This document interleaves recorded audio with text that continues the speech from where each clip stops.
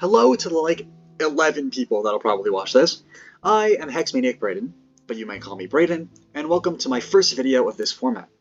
Also, whilst it's not technically the first video on this channel, it is the first video that's longer than 20 seconds. Anyway, this year, for Spooky Month, my friend and I came up with several ideas for Halloween seasonal skins for the super cool Roblox game, Forsaken. For today's video, I'm joined by said friend. Sup? What the? Sorry, no cussing. Mother... Of course. Wait, why are you censoring my mouth? It's not even moving! We're PNGs! Anyway, I would like to quickly mention that all of the designs in this video were posted on my Twitter and TikTok, which are both linked in the description if you'd like to check them out and maybe even show some support. Now, if you're unfamiliar with Forsaken, first of all, why did you click on this video? Second of all, Forsaken is an asymmetrical horror game on Roblox, which consists of a group of up to 8 survivors going up against one killer. The survivor's job is to work together to survive until the time runs out by helping each other and completing generators that reduce the time required to survive. The killer's job is to kill all of the survivors before the time runs out. Over the course of this video, we'll be going over and discussing the thought process behind each of the 4 survival skin concepts we created. There'll be another video in the hopefully near future where we'll go over the killer skin concepts, but for today's video, we'll be solely focusing on the survivors, discussing them in chronological order, as in the order that we made the survivor skins in. Therefore, we'll be starting with the first survivor skin design we completed, 2-time. Vampires are a classic type of monster, and in turn, are often given an excess of attention every Halloween. So, you should be a little surprised that one of the skins we'll be discussing today is inspired by vampires. Or, not just inspired by, but is a vampire. Now, as to why I decided to turn 2-time specifically into a vampire, there are, of course, a few reasons. For starters, 2-time is able to heal when they land attacks. Of course, 2-time does this by stabbing rather than biting, like most typical vampires would, but I think that's more than close enough, especially considering the term vampiric is often used to describe weapons or abilities that heal the user after damaging an enemy. There's no need to be afraid of me. I don't bite. Yeah, but do you stab? I don't bite. Another reason 2-time makes a fitting vampire is because of 2-time's second life, since vampires are typically immortal undead, and as such are known for crossing the line between life and death. In some cases, vampires are even able to resurrect themselves, kind of, when they should have otherwise been killed, i.e., their Misty Escape feature in 5th edition Dungeons & Dragons. Alright, I think that's more than enough explaining for our reasoning for choosing this idea, and time to move on to actually explaining the design. If you search up vampire costume, or even simply vampire, and scroll through the images, you're likely going to see a lot of red and black formal clothes, often with accents of white, and likely a black or red cape. This general type of outfit goes perfectly in line with what my mental image of a standard vampire looks like, so obviously, it is also what our very own vampire 2-time will be wearing. I did consider giving them a red gemstone brooch on their tie, since it was a common element I noticed when looking at vampire outfits, and I do also like the look of it.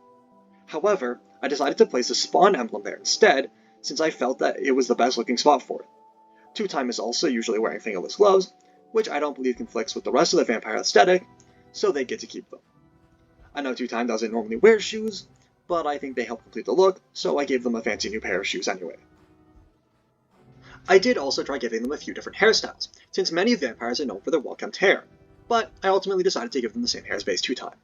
Now, a little bit of a side tangent here, but why did they need to make 2-time's hair so messy and hard to draw? Like, genuinely, what is this? I know this is probably just a me issue, since I was trying to get their hair to be at least reasonably close to how it normally looks in-game, but come on! Who is their hairdresser? That's a trick question. They probably cut it themselves, blindfolded, and with a dull fork! Anyway, I didn't change 2-time's face much.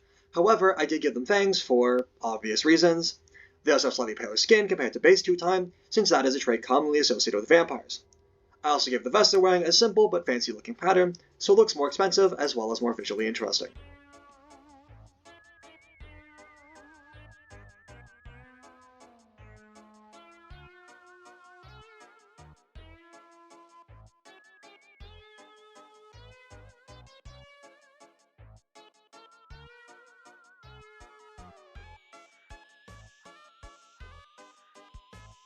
Now, for 2 times second life. In most cases, when they enter the second life, 2 time will gain wings. Wings? Are they wings? Anyway, they normally get wings, and the spawn emblem on their chest glows. Well, and of course their face changes slightly as well. Vampires are often depicted wearing capes. As I mentioned earlier, it's something you'll often see when you look at vampire costumes. Dracula, from Castlevania, also happens to wear a cape. Whilst neither of us have played or watched Castlevania, he was still an inspiration when coming up with the design. Specifically, his design used in Dead by Daylight. So, it was without a doubt that Vampire 2-Time would wear a cape. Also, capes are just cool. If you were wondering why only the second life gets a cape, it's so that we can have the cape be large and flowy, so it could effectively replace the wings that 2-Time usually gets in their second life. This is also the reason why their first life doesn't have a tail, similarly to the Weeping and Yorick skins.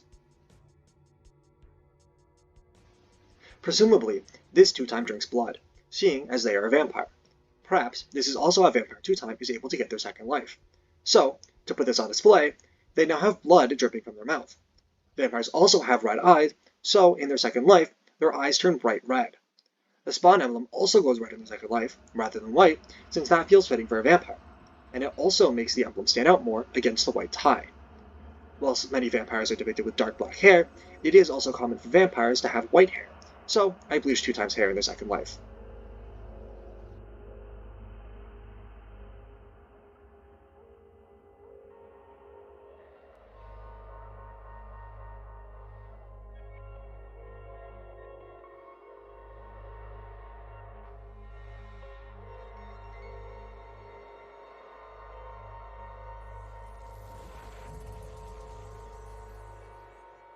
Now, for the custom dagger.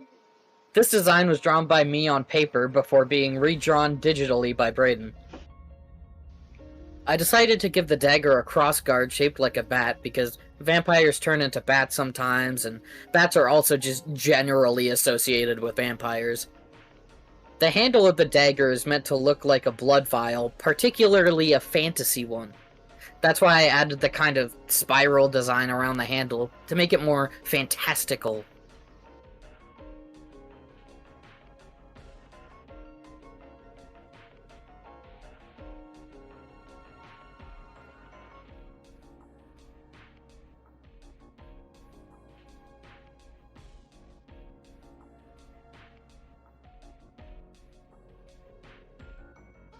There aren't currently any 2-Time skins with unique ablation meters, as far as I'm aware at least. But we had some cool ideas for one fitting the skin, so we decided to make one anyway. 2-Time's ablation meter has 2 main looks, not full and full. So, of course, for making a unique ablation meter, we'll be making both. The skull on this ablation meter is now replaced by a bat. The reasoning behind this is the same reason we made the dagger's crossguard shaped like a bat. That being, vampires are known to turn into bats sometimes, and vampires are also just generally associated with bats. The bat starts with its wings wrapped around itself, but once the meter is full, the bat opens its wings. Normally, the skull doesn't change that much, but regardless, I think the bat opening its wings is a cool visual. Since vampires drink blood, well, in most cases at least, we thought it'd be interesting to have the meter red, so it looks like it's being filled with blood, rather than having it just be the usual purple. Normally, the full meter turns a darker shade of purple, so it only really made sense to have this one turn a darker shade of red, which may have also made the meter look slightly gorier than I intended, but honestly, still fitting all the same. Also, yes, we know the ablation meter is normally a GIF, but it's not like the frames are that different from each other, so I think the one image is enough to get the idea across. Phew, that was a bit of a long one, I know. 3 design sheets for one character is a lot, but luckily the next 3 characters should be at least a tiny bit quicker. Now, to have a look at the completed designs for Vampire 2-Time before we move on to our second survivor for the day.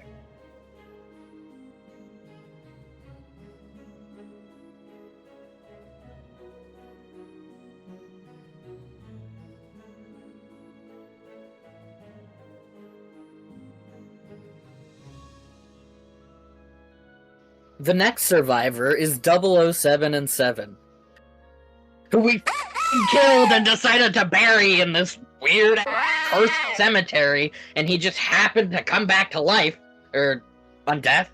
Anyway, zombies are zombies, what else is there to say? Although this may be a bit of a stretch, I think 007 and 7's clone ability is at least somewhat fitting for a zombie, since zombies make other zombies, you know, by infecting people. It makes sense if you think about it. The other reason we decided to risk starting the apocalypse, and in fact 007 with a zombie virus, is that normally he wears a burger, and in some cases, other types of food on his head, so I thought it would be funny to have him be a zombie wearing a brain on his head, since of course zombies are known for eating brains. Coincidentally, the brain also fits since a lot of zombie depictions, mostly cartoony stylized zombies, will have part of their brain showing. Of course, in this case, the brain is on the top of his head rather than peering through his skull. As for actually drawing 007's new hat, I discovered that stylized brains can actually be rather difficult to get right. At the very least, more difficult than I had anticipated. The main struggle was to make the brain look like a brain without making it too overly detailed, since I wanted to retain a more stylized and cartoony look for the brain. Also, the face is that of the classic Roblox zombie. Although I copied the skin tone of the classic Roblox zombie, I did add some small dark patches of skin, since I see it a lot in cartoon zombie depictions. The weird-looking face on 007's shirt, and also the little head on top of his burger, tend not to change much, other than perhaps the sizing and placement of the face that's usually on his shirt. However, I thought it'd be interesting to make both the face on his shirt, and the head atop the brain, zombies as well. To show this, the face on his head is a bright, vibrant green, since normally it's a bright, vibrant yellow, and the face on his shirt is a slightly darker shade of green than his skin tone. I also gave the face on his shirt a differently colored patch of skin with stitches around it, since it's a common depiction for a zombie to have a patched on piece of skin. Zombies are not really well known for wearing clean and well-kept clothes. In fact, I would argue that they typically tend to be shown wearing the opposite. So, it should be of little surprise that I decided to make Zombie 007's clothes ripped and weathered. We did try seeing how the clothes looked with the color of both base 007's clothes, as well as the classic Roblox Zombies clothes. In the end, we went with a similar color to the former, but more desaturated. Now to have a look at the completed design for Zombie 007, before moving on to the next survivor.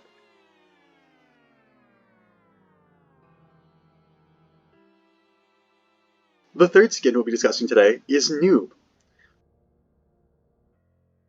We thought it makes sense for Noob to wear the most basic costume imaginable, which we felt would be a bedsheet ghost costume. I also think it's neat that Noob has the ghost burger. Initially, I was thinking that I'd have the costume draped over his shoulders, similar to the cape I gave Vampire 2 time. However, I ultimately decided to have the costume not connect when covering the torso and the arms, because otherwise it'd end up looking weirder than I'd like it to when the arms move. In terms of actually drawing this design, Ghost Costume Noob was by far the easiest and the fastest to complete, which I'm sure should come as little to no surprise. The main thing really to consider was how exactly the face would look. Obviously, I didn't want to overcomplicate anything, but I also felt it'd be too boring if I were to just make it 2 or 3 simple circles. It didn't take very long, but I think I was able to get enough interest in the face without making it seem too complicated for such a simple costume. After scrolling through some images of bedsheet ghost costumes, I noticed that some were cut into a spiky pattern at the bottom. Personally, I think this helps make the costume feel a little more interesting, so I decided to give Noob's costume the same haircut. For the record, I used a sharp pair of scissors, and not a dull fork like some people.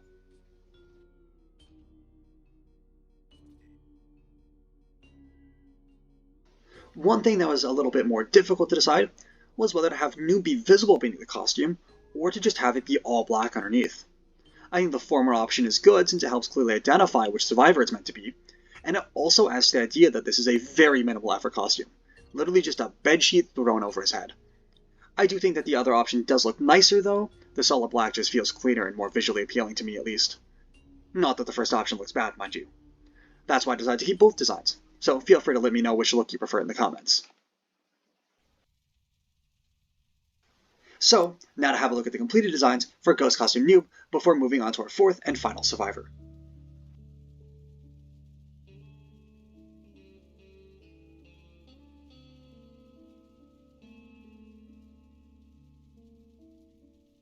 Last but not least, we have Elliot.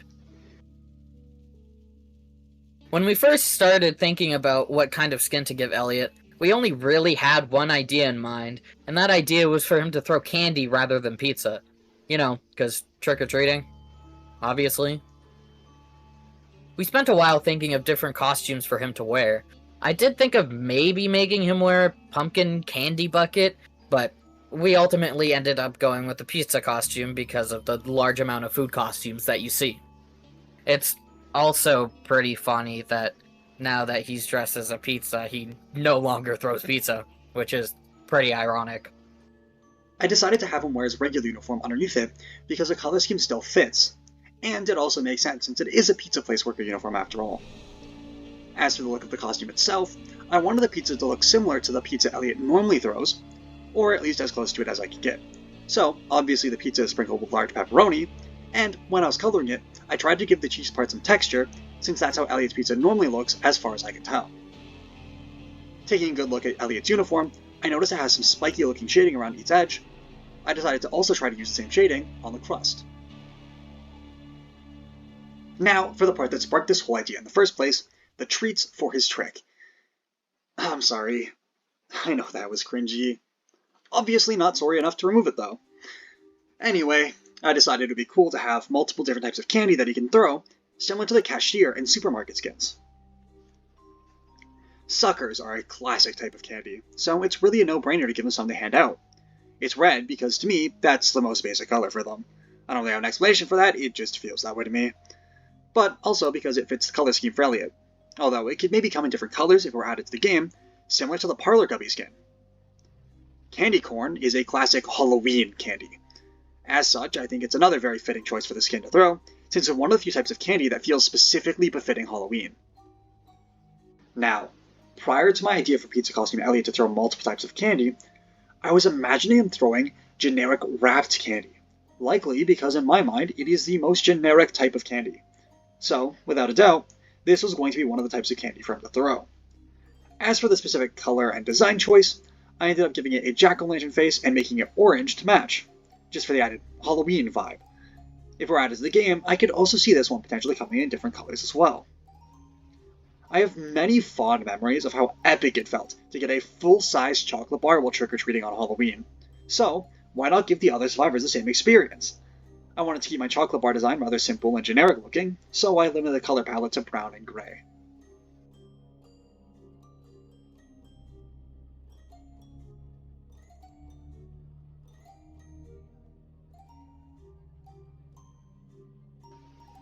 Now, to have a look at the completed design for Pizza Costume Elliot.